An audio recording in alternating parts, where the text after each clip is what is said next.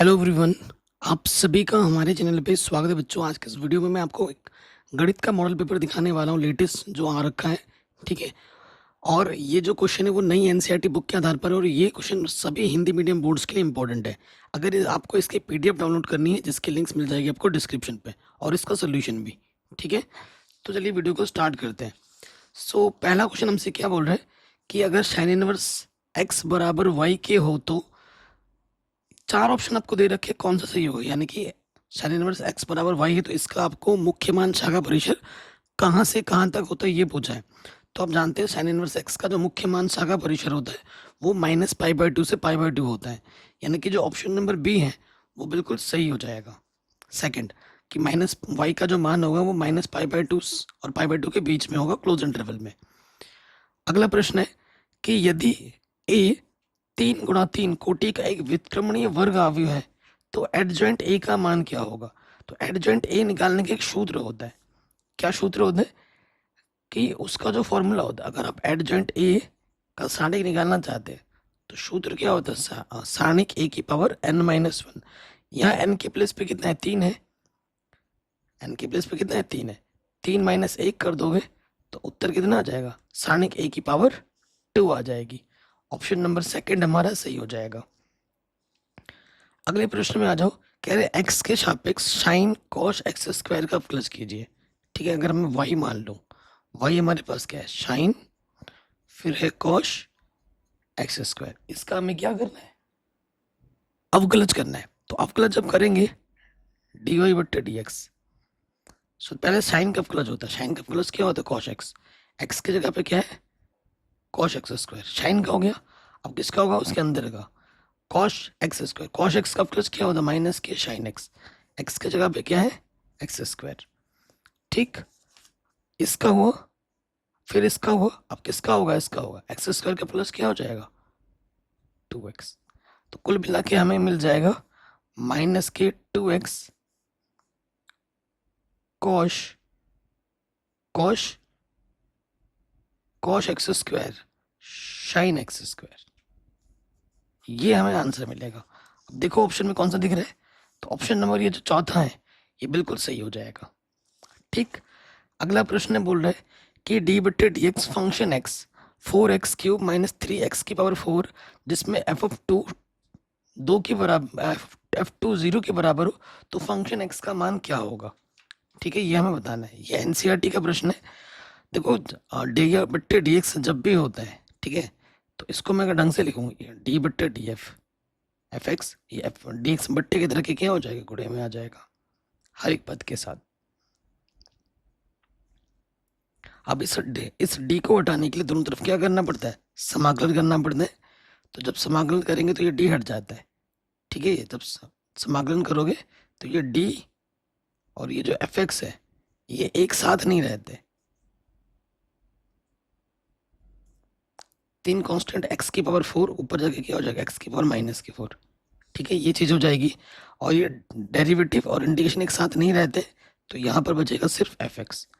4 constant बाहर आ जाएगा, x की पावर 3 dx, 3 x की पावर -4 dx। ये किस सूत्र के रूप में है, x की पावर n dx के रूप में है। तो इसका इंटीग्रेशन क्या होता है, x की पावर n+1 बट्टे में n+1। तो n की जगह 3 है, 3 में एक घात जोड़ देंगे 4, वही घात नीचे आ जाती है। -4 में एक जोड़ोगे वही घात नीचे आ जाएगी, +c। ठीक है, यहाँ हमारा क्या चल रहा है, f(x) चल रहा है। 4 से 4 कटा, ये आ गया x की पावर 4। तो यहाँ से क्या आ जाएगा, माइनस का 3, 3 से 3 कट जाएगा। देखो -3 आएगा ना, माइनस माइनस को प्लस बना देगा और x की पावर यहाँ -3 बचेगा। इस 3 से ये 3 कटा, तो जो फंक्शन x हमें मिलेगा वो मिलेगा x की पावर 4। ये जो प्लस में है ना, और सॉरी ऊपर जो माइनस में है ना, नीचे आके क्या हो जाएगा, प्लस में हो जाएगा। ये हमें फंक्शन मिलेगा। लेकिन क्वेश्चन में कंडीशन दे रखा है कि f0 का मान क्या है हमारे पास। अच्छा, f2 का मान 0 है। f2 का मान क्या है, 0। अगर x के जगह पे 2 रखा जाए तो वो 0 के बराबर है। f2 0 के बराबर है, रख दो 0।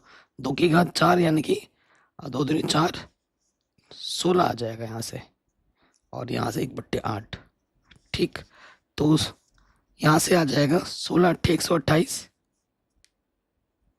प्लस 1/8। ये प्लस का सी इधर के क्या हो जाएगा, माइनस का सी, तो सी का मान आ जाएगा 129/8, और ये नेगेटिव का चिन्ह इधर ले लो। ठीक, अब आपको क्या करना है, सी के मान को उठाकर यहाँ पर रख देना है। कंडीशन दे रखी थी हमें, तो जो फंक्शन एक्स हमें मिलेगा वो मिलेगा x⁴ प्लस 1/x³ माइनस 129/8। ये हमें हमारा उत्तर मिलेगा। ठीक है, यानी कि जो ऑप्शन नंबर हमारा चौथा है, नहीं, x⁴ है ना, x⁴ 1/x³, ऑप्शन नंबर जो पहला है वो बिल्कुल सही हो जाएगा। ठीक, कोई भी डाउट हो या दिक्कत हो आप प्रश्न को दोबारा जरूर देख सकते हैं। इसका इंटीग्रेशन बताना है क्या होगा, तो ये फॉर्मूला बेस्ड क्वेश्चन है। ठीक है, फॉर्मूला क्या होता है, a² + x² dx। इसका जो इंटीग्रेशन का फॉर्मूला होता है वो होता है x √ के अंदर x² + a² बट्टे में 2 प्लस a² बट्टे में 2, यहाँ लग जाता है log, अंदर आता है x प्लस √ के अंदर x² + a² प्लस c। ये इसका सूत्र होता है। ठीक, तो देखो x की जगह तो x है और a की जगह पे यहाँ 1 है, तो ये हो जाएगा x √ x² + 1, 1 का स्क्वायर 1 ही होता है बट्टे में 2, a², 1 का स्क्वायर 1 ही होता है log x plus x² + a की जगह पर 1 है, 1 का स्क्वायर 1 आता है, तो ये आंसर आ जाएगा। ठीक है, तो ये ऑप्शन आपको कहाँ दिख रहा है, ऑप्शन ये आपको दिख रहा है यहाँ पर, है ना, पहला वाला ऑप्शन सही हो जाएगा। नेक्स्ट क्वेश्चन आपसे पूछा, 4 कोटि वाले किसी अवकल समीकरण के व्यापक हल में उपस्थित स्वेच्छ अक्षरों की संख्या कितनी होती है। तो जितने कोटि होती है, अगर आपसे व्यापक हल पूछा है तो उस अक्षरों की संख्या उतनी ही होती है। कितनी होगी, 4। अगर यहाँ व्यापक हल की जगह विशिष्ट हल लिखा होता और फिर आपसे अक्षर पूछता तो 0 होता आंसर। व्यापक की जगह विशिष्ट लिखता ना तो आंसर क्या होता, 0 होता। तो ये क्वेश्चन भी हमारा आराम से बन गया। अगले प्रश्न पे आ जाते हैं।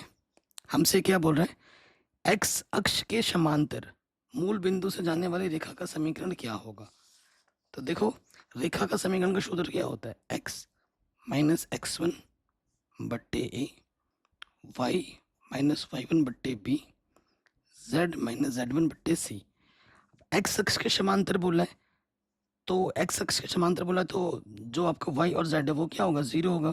और मूल बिंदु बोला है, यानी कि x1 y1 z1 क्या है, 0 है। मूल बिंदु का मतलब क्या है, ये 0 0, ये x1 y1 z1 0 है। और x अक्ष के समांतर है तो x के लिए 1 हो जाएगा, इसके लिए 0 हो जाएगा, इसके लिए भी 0 हो जाएगा।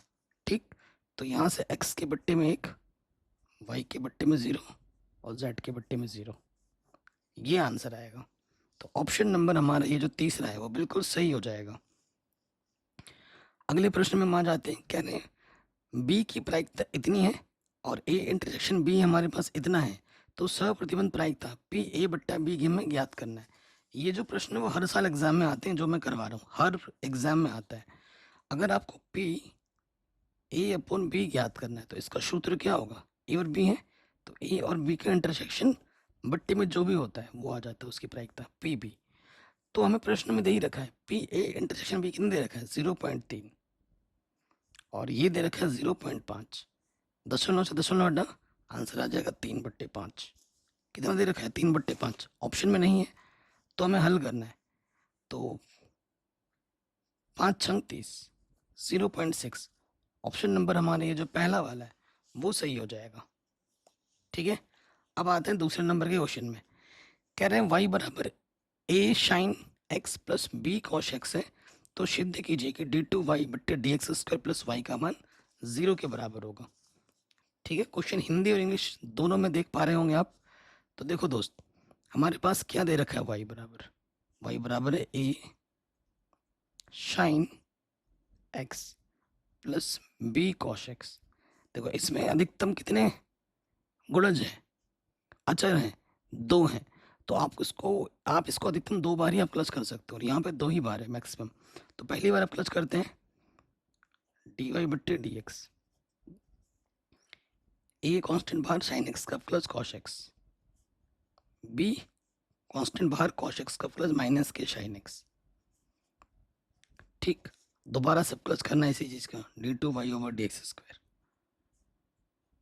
कॉश एक्स का प्लस क्या होता है, माइनस के sine X, B sine X का प्लस क्या होता है, कॉश एक्स। ठीक है, अब आ जाओ प्रश्नानुसार।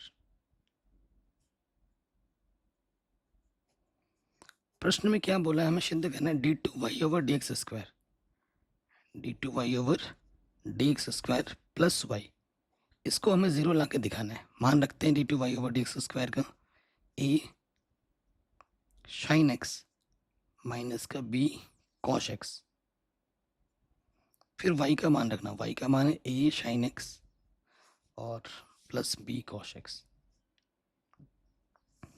देखो ये माइनस का प्लस का कटा, प्लस का माइनस का कटा, क्या आ गया, जीरो के बराबर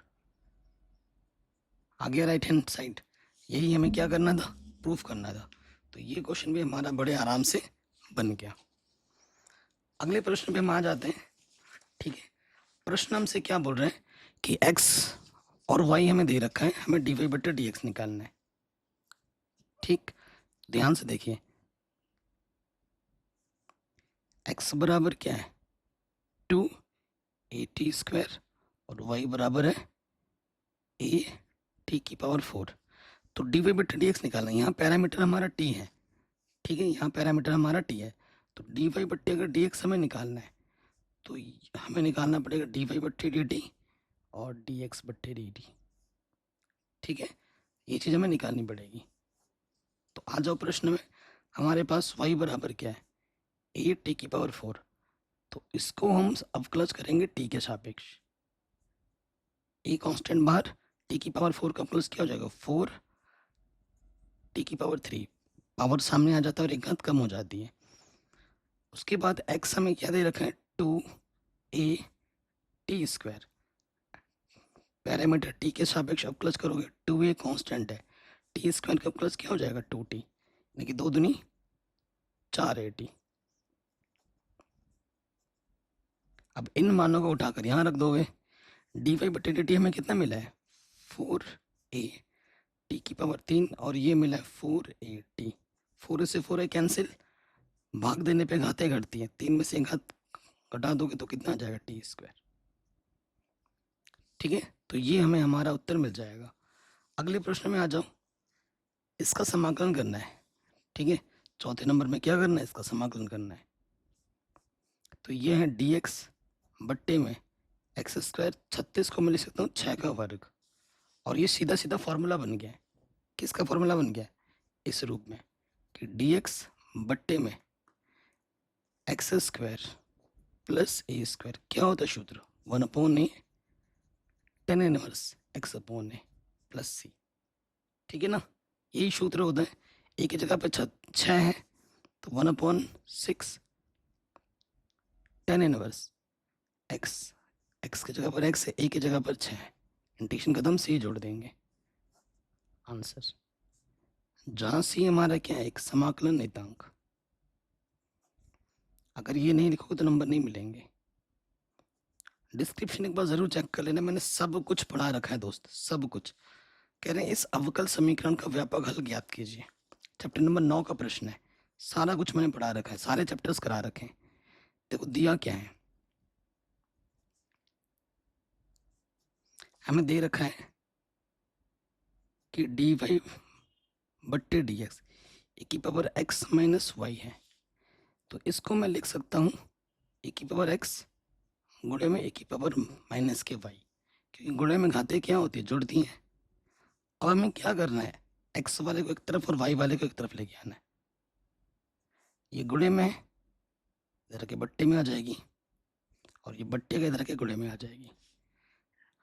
आंसर निकालने का डी हटाना पड़ेगा, डी हटाने के लिए दोनों तरफ क्या करते हैं, समाकलन कर देते हैं।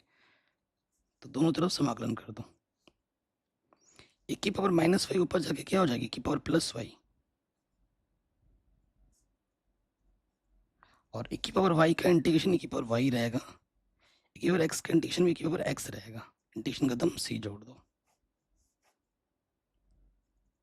आंसर। ठीक है, कोई भी डाउट हो प्रश्न को दोबारा देखें। ठीक है जी, अगले प्रश्न में हम आ जाते हैं। कह रहे हैं एक्स का वह मान ज्ञात कीजिए जिसके लिए ये जो चीज है एक मात्रक सदिश है। ठीक है, ये क्या है, एक मात्रक सदिश है। बहुत ही आसान सा प्रश्न है। माना कि ये जो वेक्टर है ए मान लेते हैं और ये है एक्स आई प्लस जे प्लस के। अब जैसे एक्स अंदर गुणा कर दोगे तो ये हो जाएगा एक्स आई एक्स जे प्लस एक्स के। ये है हमारा ए वेक्टर। प्रश्न में क्या बोला है कि ये एक मात्रक सदिश है। ठीक है, प्रश्न अनुसार मात्रक सदिश क्या होता है कि इसका अगर हम मापांक निकालें तो वो किसके बराबर होता है, एक के बराबर होता है। मापांक क्या होता है, कैसे निकालते हैं, आई का जो भी गुणज है उसका वर्ग करो अंडर रूट के अंदर प्लस जे का जो भी गुणज है उसका वर्ग करो प्लस के का जो भी गुणज है उसका वर्ग करो।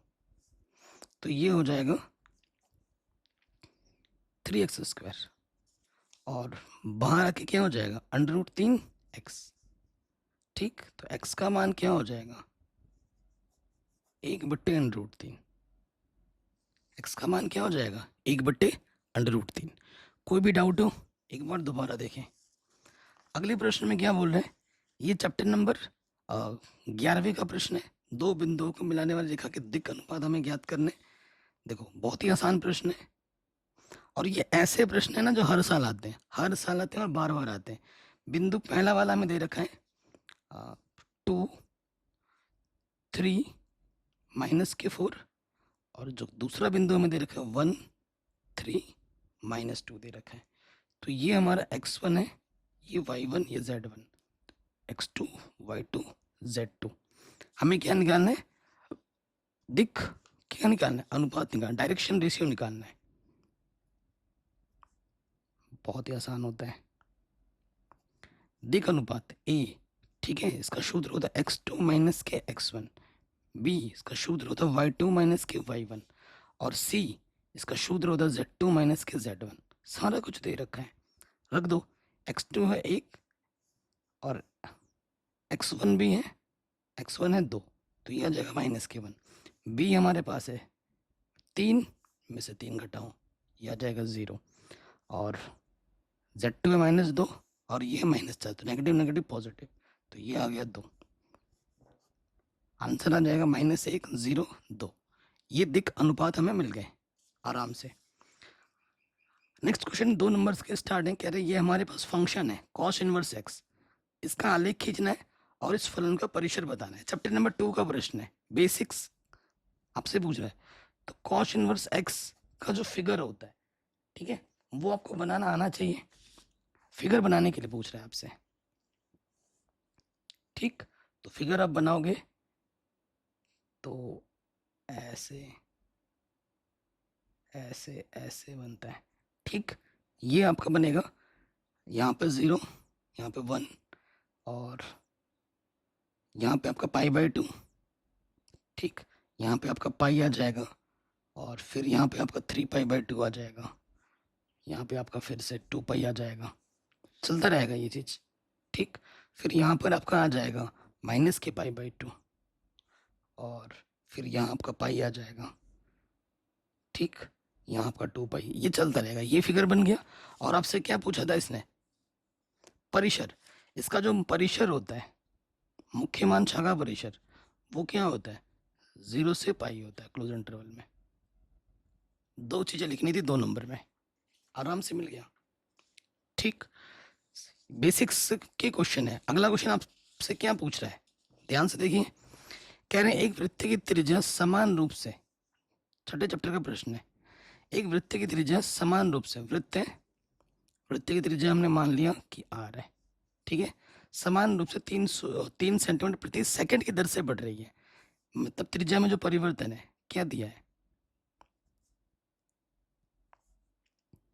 कि dr/dt है ना, सेकंड मतलब समय, ये दे रखा है 3 सेंटीमीटर प्रति सेकंड, ये दे रखा है। ज्ञात कीजिए वृत्त का क्षेत्रफल किस दर से बढ़ रहा है, dA/dt हमें क्षेत्रफल मतलब एरिया किस हिसाब से परिवर्तित हो रहा है वो निकालना है, जबकि त्रिज्या कितनी हो 12 सेंटीमीटर हो। तो त्रिज्या कितनी हो 12 सेंटीमीटर, वी हमें निकालना है। तो आप जानते ही हैं कि ए बराबर वृत्त का क्षेत्रफल क्या होता है, पाई आर स्क्वायर। टी के सापेक्ष प्लस करोगे डी ए बट्टे डी टी, पाई कांस्टेंट बाहर आ जाएगा, आर स्क्वायर का प्लस 2r, पावर सामने आती है और 2 सामने आएगा, एक घात कम होगी और आर का प्लस क्या हो जाएगा, डी आर बट्टे डी टी। अब जो मान दे रखे वो रख दो, पाई 2, आर का मान क्या दे रखा है 12 और डी आर बट्टे डी टी का मान दे रखा है 3। तो 12 3 36, 36 दूनी 72, 72 पाई। क्षेत्रफल का हो जाएगा सेंटीमीटर स्क्वायर और टी समय का हो जाएगा सेकंड। ये आंसर आ जाएगा। ठीक, कोई भी डाउट हो दोबारा देख सकते हो, आराम से बन गया। अगला क्वेश्चन है इंटीग्रेशन का, जो अभी मैं आपको पढ़ा रहा हूँ 7.5 का क्वेश्चन है। कह रहे हैं इसका इंटीग्रेशन ज्ञात कीजिए। बहुत ही आसान प्रश्न है। सो देखेंगे ये रैखिक है, रैखिक बहुपद है गुणनखंड के रूप में बट्टे में, तो dx है ओनली, तो यानी कि कुछ नहीं है तो गुणे में 1 है, 1 के बट्टे में x प्लस 2 x प्लस 3। तो मैं इसको लिख सकता हूँ आंशिक भिन्न करने पर, आंशिक भिन्न करने पर क्या हो जाएगा, a के बट्टे में x प्लस 2, b के बट्टे में x प्लस 3। ठीक, a और b के मान हमें निकालने हैं, नीचे नीचे गुणा करके लॉसअप निकालोगे, इसकी गुणा इसके साथ प्लस इसके गुणा इसके साथ, इसके बट्टे में सेम टू सेम है, यहाँ पर 1 आ गया।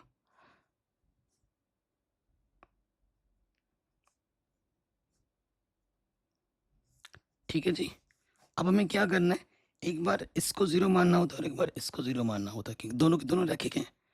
यदि x प्लस 3 बराबर 0, ठीक है, 3 को 0 मानेंगे तो प्लस का 3 इधर आके माइनस का 3 हो जाएगा। रखो यहाँ पर 1, इसको 0 मान लिया हमने, और x की जगह पे क्या रखेंगे, माइनस का 3 प्लस का 2, इस तरफ ये 0 हो जाएगा, यहाँ से बचेगा माइनस का b, माइनस का 1 आएगा ना, 1 इंटू बी माइनस के b, तो b का माना जाएगा माइनस का 1। अब x प्लस 2 को 0 मानेंगे, यदि x प्लस 2 बराबर 0 तो प्लस का 2 इधर आके क्या हो जाएगा, माइनस का 2। रखो यहाँ पर x की जगह माइनस के 2 रखा और x प्लस 2 को हमने 0 मानना है, तो 3 में से 2 घटाएंगे 1 आ जाएगा, तो a का मान क्या आ जाएगा 1। a और b के मान समीकरण, इसको समीकरण मान लो 1, यहाँ रखना है और क्या करना है, समाकलन कर देना है a तथा b का मान रखने पर। ठीक, रख दोगे तो क्या हो जाएगा, ए का मान है 1, बट्टे में है x प्लस 2, ठीक, dx, b का मान है माइनस के 1, dx बट्टे में x प्लस 3। आप जानते हो रैखिक समीकरण x की तरह व्यवहार करते हैं, और dx बट्टे x का जो इंटीग्रेशन होता है वो होता है log x प्लस में c, तो ये आ जाएगा log x plus 2 log x plus 3, integration खत्म, c जोड़ देंगे। आप ये सूत्र जानते हो, log m माइनस के log n क्या होता है, log m बट्टा n, ये m की जगह पर है, ये n की जगह पर, तो ये हो जाएगा log x प्लस 2 बट्टे में x प्लस 3, इंटीग्रेशन खत्म, c जोड़ देंगे, जहां से हमारा क्या है, एक समाकलन नितांक।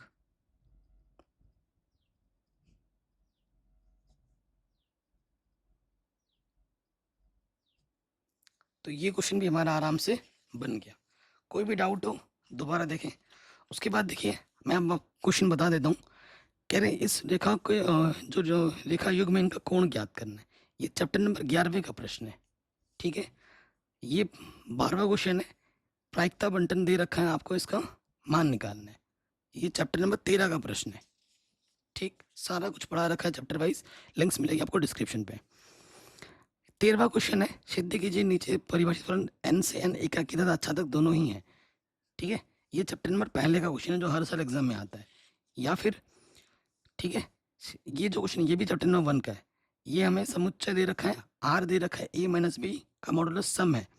इसको तुल्यता संबंध दिखाना है और फिर 1, 3, 5 के सभी अवयव एक दूसरे से संबंधित है, ये हमें बताना है। ठीक है, ये मैं करा दूंगा, अलग से टेंशन मत लो।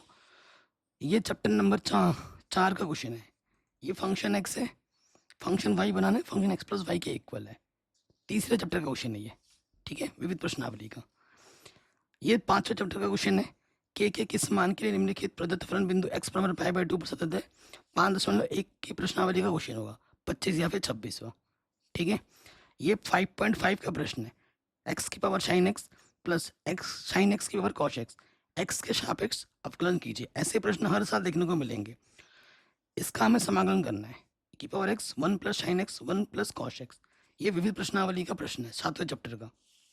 ठीक है, हर साल एग्जाम में आते हैं। उसके बाद और प्रश्न देखिए।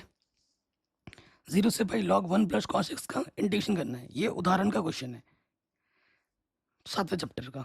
सदिश a plus B a minus B में से प्रत्येक के लंबवत मात्रक सदिश ज्ञात करना है, जबकि ये a है और ये b आपको दे रखा है। ठीक है, ये सारा कुछ पढ़ा रखा है। 18वां क्वेश्चन 17वां क्वेश्चन चैप्टर नंबर 10वें का है। कह रहे बिंदु 1, 2, -4 से जाने वाली रेखा इतनी और इतनी में से प्रत्येक लंब रेखा का कार्तीय समीकरण ज्ञात कीजिए। ये चैप्टर नंबर 11वें का प्रश्न है। 4 किलो प्याज, 3 किलो गेहूँ, 2 किलो चावल का मूल्य 60 रुपये है। 2 किलो प्याज, 4 किलो गेहूँ, 6 किलो चावल का मूल्य 90 रुपये है। तो ये जो प्रश्न है इसको हल करना है। ठीक है, ये जो प्रश्न है ये 4थे चैप्टर का प्रश्न है। ठीक है, 4थे चैप्टर में भी प्रश्नावली में मिल जाएगा। या फिर ये जो प्रश्न है ये भी 4थे चैप्टर का क्वेश्चन है। ये जो ए होता है ना, ए एक्स बराबर बी और एक्स बराबर ए इनवर्स बी, इस नियम से हल करते हैं। एक्स वाई जेड निकालते हैं और ए इनवर्स का सूत्र क्या होता है, एडजॉइंट ए बट्टे सारणी के। उस पर आधारित प्रश्न है जो हर साल एग्जाम में आता ही आता है। अगला क्वेश्चन है, एक 28 सेंटीमीटर लंबे तार को 2 टुकड़ों में विभक्त किया गया है। 6ठे चैप्टर का प्रश्न है। एक टुकड़े से वर्ग, दूसरे से वृत्त बनाया गया। जाना है दोनों टुकड़ों की लंबाई कितनी होनी चाहिए जिससे वर्ग एवं वृत्त का सम्मिलित क्षेत्रफल न्यूनतम हो। 6ठे चैप्टर का क्वेश्चन वेरी वेरी इंपॉर्टेंट, हर साल एग्जाम में आता है। ठीक है, या फिर अथवा में दे रखा है, एक वृत्त और एक वर्ग के परिमापों का योग p है, जहां p एक अचर है। सिद्ध कीजिए कि उनके क्षेत्रफलों का योग निम्नतम है जब वर्ग की भुजा वृत्त के व्यास के बराबर है। या फिर x² बराबर 4y और रेखा x बराबर 4y माइनस 2 से घिरे क्षेत्र का हमें क्या निकालना है, क्षेत्रफल निकालना है। 8वें चैप्टर का प्रश्न है। या फिर 9वें चैप्टर से पूछा गया है, निम्नलिखित अवकल समीकरणों के लिए प्रतिबंध को संतुष्ट करने वाले विशिष्ट हल ज्ञात कीजिए। ठीक है, बहुत आसान प्रश्न है, चैप्टर नंबर 9 का प्रश्न है, सारा कुछ करा रखा है। या फिर किसी गांव की जनसंख्या की वृद्धि की दर इतनी है, ये भी चैप्टर नंबर 9 का क्वेश्चन है। ठीक है, किसी भी समय उस गांव के निवासियों की संख्या के समानुपाती है। सन 2009 में गांव की जनसंख्या इतनी थी, 2014 में 20,000 थी। ठीक है, तो 2019 में कितना होगा ये आपको बताना है। शानदार क्वेश्चन है। 12वें चैप्टर का क्वेश्चन है जो हर साल एग्जाम में आता है, ग्राफ से आधारित प्रश्न। ये आपका z है, उद्देश्य फलन है।